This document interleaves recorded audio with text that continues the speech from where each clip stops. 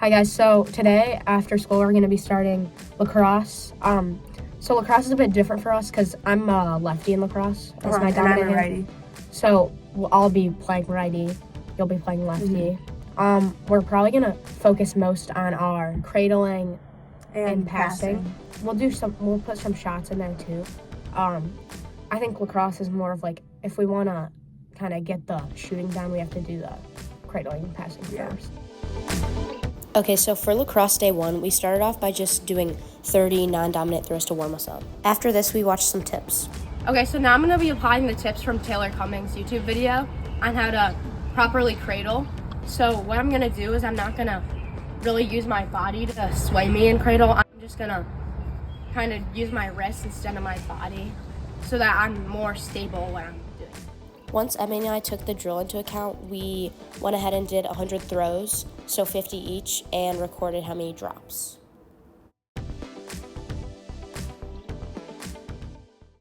On the first day, both Emmy and I each had 5 drops. So now we're just gonna do some one-handed passes, because if you take your normal swing here, your dominant hand that's choked up is doing all the work. Your non-dominant hand at the bottom of the stick is just there for support. So when you switch sides and your non-dominant hand is choked up, it's the one doing all the work. So we're gonna just practice doing this so we can get a better feel for the grip. It was also a lot easier for me because I had a men's stick and Willow was using a women's stick. And in the men's stick, the pocket, which holds the ball, it's a lot deeper. But Willow also has much more experience with lacrosse than I do, so it works out. Is there anything different about people's brains who are naturally ambidextrous? You can tell from a very young age, even before we're born, in the womb on what hand we're moving more or what hand we're dominant with. So ambidextrous people really learned. So one side of their brain will be firing off more than the other, but they will be able to use both hands. Started with warming up with 30 passes with our non-dominant hand, just to kind of get the feel for it. And then we did 50 passes with our non-dominant hand. And then we did a drill with just one-handed passes, and we did 75 of those. Yeah, and I thought the drill with the one-handed passes was actually really helpful. It made me feel like I had a lot more control over the stick and the ball. Yeah. Back tomorrow with day 2 of lacrosse. Hi guys, so we're back with day 2 of lacrosse. We're gonna start by warming up and passing the ball 50 times. Yeah, and then after that, we're gonna do 100 throws, so 50 each for us, and then we're gonna do some cradling drills, a series of those.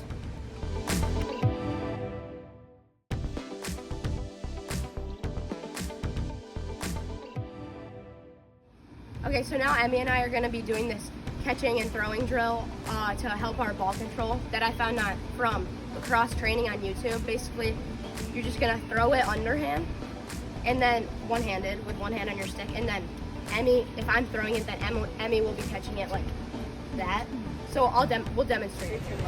Okay, so what I'm gonna do is I'm gonna throw it underhand with my non-dominant hand to Emmy, just like this, and she's gonna have one hand on her stick like that, and I'm gonna catch it like this, and now she's gonna throw it back. We're gonna make this a little bit quicker so that the drill's like more effective and it's more like reactive. Yeah, so we're gonna do this 50 times and then we'll be back.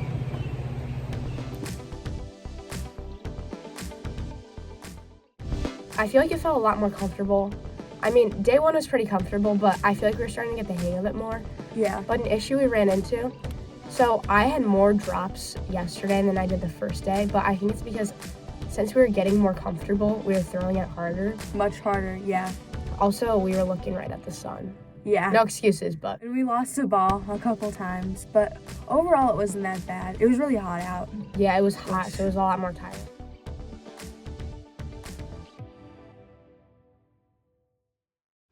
So we lost the ball. Bit of an issue here. We have to go to the neighbor's yard. Here, come over here. I'll come with you. Wait, there's cicadas in here.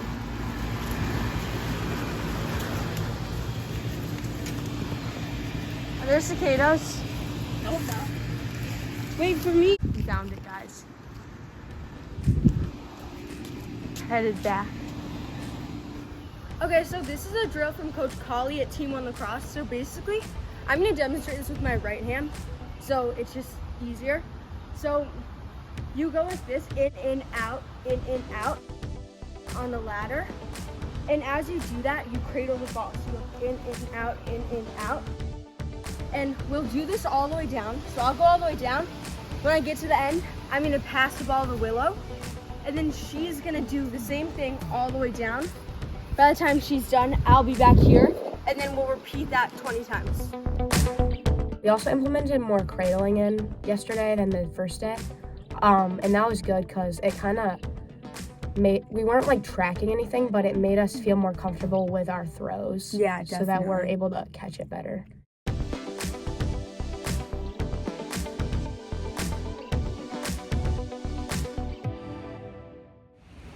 Okay guys, so we just finished day 2. It was really hot out, so Yeah. it's really tiring. But we'll be back tomorrow with a recap on day 2. Yep. Bye. Yeah, so I think day 3 is going to be pretty successful. I think lacrosse is going to be one of our most successful Maybe we'll sports. throw some shooting in there too. Yeah, so we'll be back tomorrow with day 3. Hi guys, so we're back with day 3 of lacrosse. We're just gonna start by passing the ball 100 times with our non-dominant hands to warm up. And yeah, we're really excited. Let's go. We kept it simple. We got 100 passes, and then we just did a couple of drills that implemented cradling and running. Yeah, it really felt like I improved too. This is a drill we're going to be doing to see how we've improved overall with cradling and passing while running. So I'm going to come down here, and Emmy's going to meet me in the middle. That corner. When Willow and I both meet in line with each other, she's gonna pass me the ball, and I'm gonna run all the way around back to where Willow started, and then she'll be where I started down there, and then we'll just repeat the drill 50 times. Lacrosse was definitely more like interactive than golf, because golf we were just hitting it over and over and over again, whereas lacrosse there was different drills we could do with running.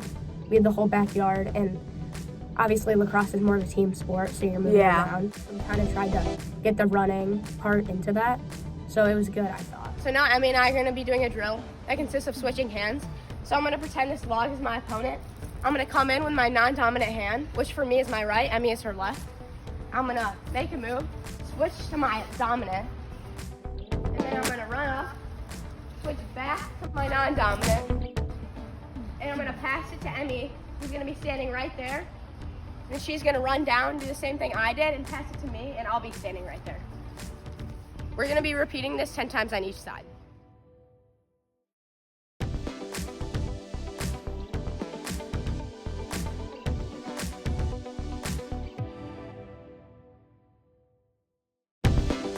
Hi guys, so we're back. We just finished our 3rd and final day of lacrosse. Yeah, it was really fun.